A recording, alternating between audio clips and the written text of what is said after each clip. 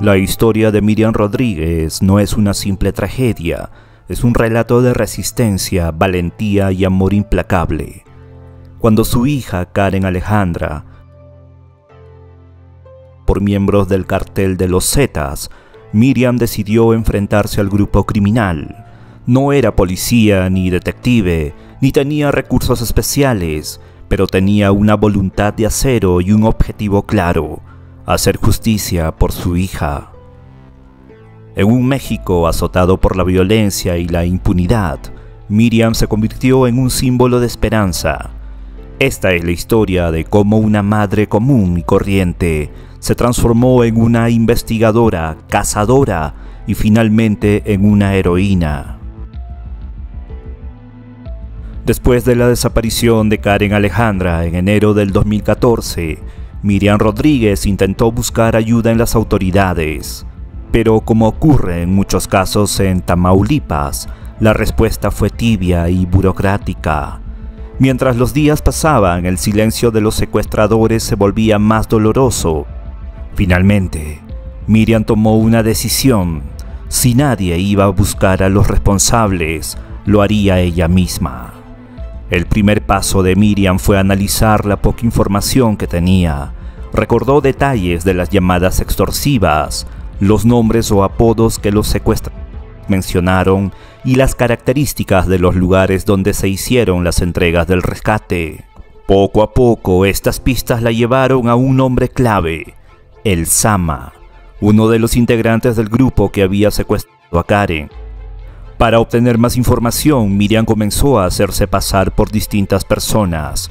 Se disfrazaba como trabajadora social o vendedora ambulante y visitaba comunidades cercanas para hacer preguntas sobre el Sama.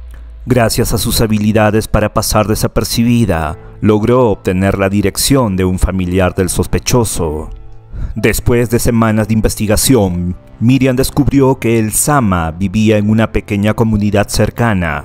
Sin embargo, no podía enfrentarlo directamente. Necesitaba pruebas y la ayuda de las autoridades. Decidida a atraparlo, vigiló su casa durante varios días, anotando sus movimientos y rutinas. Con la información recopilada, Miriam se dirigió a las autoridades locales. Aunque al principio no mostraron interés, la persistencia de Miriam los obligó a actuar. El Sama fue capturado y, bajo presión, confesó su participación en el secuestro de Karen. También reveló los nombres de otros involucrados, abriendo la puerta a una cacería aún más peligrosa. Uno de los nombres que surgió durante el interrogatorio de El Sama fue el de la Flaca, una mujer que había participado en la vigilancia de Karen durante su cautiverio. Miriam comenzó a rastrearla utilizando redes sociales, analizó sus publicaciones en Facebook y descubrió que estaba trabajando en un pequeño comercio en otra ciudad. Miriam, disfrazada como trabajadora social, visitó el lugar donde trabajaba la Flaca. Fingió ser parte de una organización que ayudaba a personas en situaciones vulnerables y logró acercarse a la sospechosa. Con astucia, recopiló la información necesaria para entregarla a las autoridades. Finalmente, las autoridades arrestaron a la Flaca, gracias a los datos proporcionados por Miriam. Su captura no solo fue un paso más hacia la justicia, sino que también permitió descubrir la ubicación de otros miembros del grupo criminal. A medida que Miriam seguía investigando, los nombres de los involucrados comenzaron a multiplicarse. Uno de ellos era El Pilo, quien había trabajado como intermediario en las llamadas extorsivas. Según la información que Miriam obtuvo, El Pilo había huido a una ciudad cercana a la frontera con Estados Unidos. Sin temor a los riesgos, Miriam viajó a la ciudad donde se escondía El Pilo.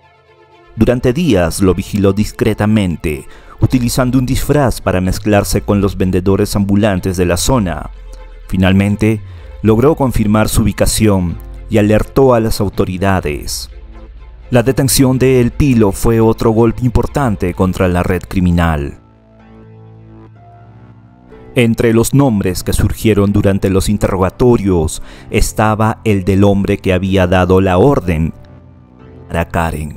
Su nombre era El Cepillo, un miembro de alto rango del grupo criminal. Localizarlo sería el mayor desafío de Miriam hasta ese momento. Después de meses de rastreo, Miriam descubrió que El Cepillo se escondía en un rancho en una zona rural. Convencer a las autoridades de actuar fue difícil, pero finalmente accedieron. El operativo fue tenso y peligroso, pero culminó con la captura del líder. A medida que Miriam lograba capturar a más culpables, las amenazas contra su vida se intensificaron. Los familiares de los detenidos y otros miembros del cártel la identificaron como la principal responsable de las capturas. A pesar de esto, Miriam nunca se detuvo. Decía que no podía abandonar la lucha por su hija. El 10 de mayo del 2017, mientras México celebraba el Día de las Madres, hombres armados irrumpieron en su casa y la asesinaron a tiros.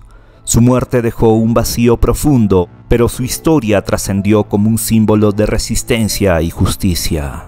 El ejemplo de Miriam Rodríguez ha inspirado a muchas otras familias a luchar por justicia. Su historia es un recordatorio de que incluso una persona común puede enfrentarse a sistemas corruptos y redes criminales con determinación y coraje.